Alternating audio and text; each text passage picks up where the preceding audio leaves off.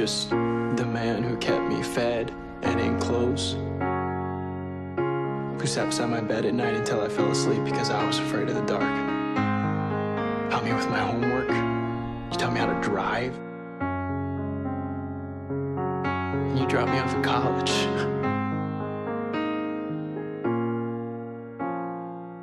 Sounds a lot like a dad to me.